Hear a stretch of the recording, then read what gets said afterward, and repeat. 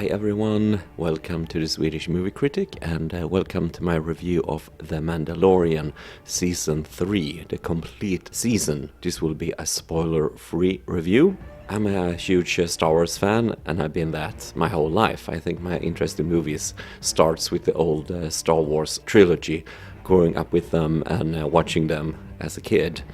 And I think for me, the first two seasons of The Mandalorian has given the franchise new life. I think it needed something new after Disney took it in a sort of unfocused direction with the movies.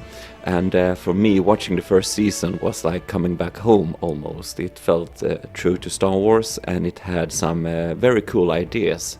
And I really liked Pedro Pascal as Din Djarin, this Mandalorian bounty hunter, and of course Baby Yoda, such a brilliant character. For me, the first two seasons had a good story and it had a lot of heart with the characters. The second season gave us back Boba Fett, for example, and we also had a live-action version of Ahsoka, one of the best Star Wars characters in my mind.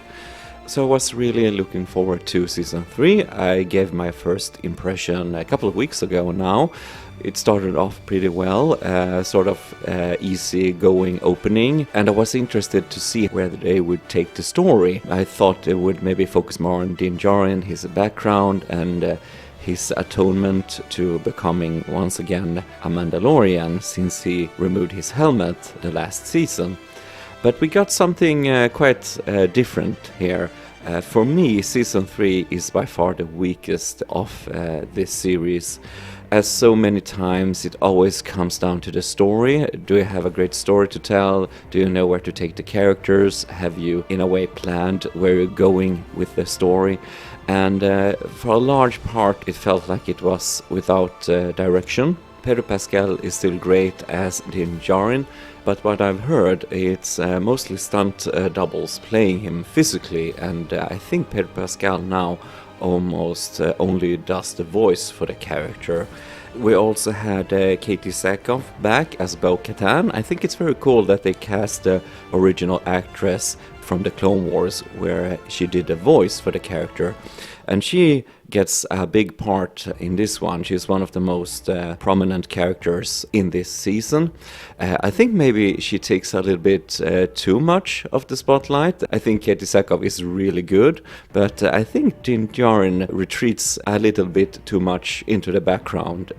We also had some interesting cameos, and I think they're sort of hit and miss. It was really cool to see Ahmed Best in Star Wars again. He played Jar Jar Binks in the prequel movies, and it was cool to see him here as this Jedi taking part in saving Baby Yoda. And I think that was the best cameo for me. I won't spoil the other ones, but some of them I thought was really distracting.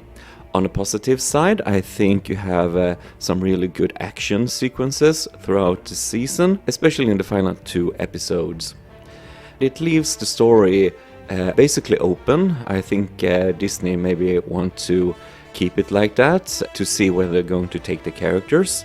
And it's sort of a nice bow to the whole story of the 3 seasons. I know both Jon Favreau and Dave Filoni has other projects. I'm really looking forward to Dave Filoni's Ahsoka, for example. But I felt like his presence was missed during this season. You have to have a good story. You have to know where you're taking the characters.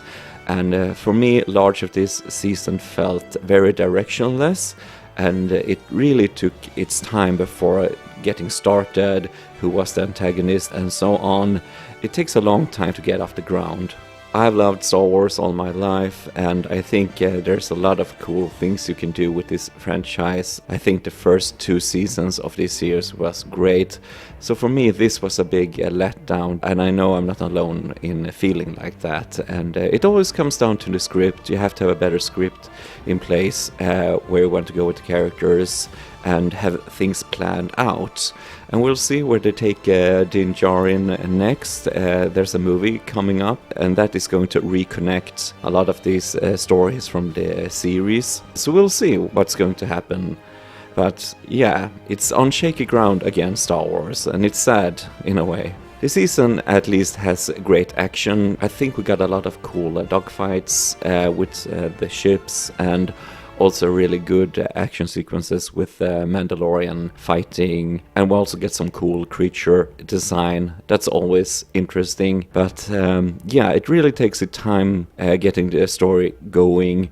And for example, the longest episode of the entire season, the story really doesn't mount up to much. It felt completely unnecessary spending that much time on a certain character that you could easily explain in a short dialogue. If there's a Mandalorian season 4, I hope we get a better script. I'm also hoping that they will focus on the quality of the work now going forward with the movies. I think Jon Favreau is really good, and also Dave Filoni I've loved for a long time what he did with Star Wars. So I'm hoping they're going to continue to deliver quality work forward, especially if they're working together. I think they're a good combination. So have you seen The Mandalorian Season 3? What did you think? Let me know in the comments below. If this is your first time to the channel, don't forget to like and subscribe. You can find me on YouTube and TikTok. If you're watching on YouTube, you can watch my videos in higher quality. Thank you so much for your support. I really enjoy reading your messages and writing to you. You're amazing. Next week, I'll be watching Guardians of the Galaxy Volume 3, so stay tuned for that review at the end of next week. Thank you so much for watching, and I'll talk to you again soon. Bye.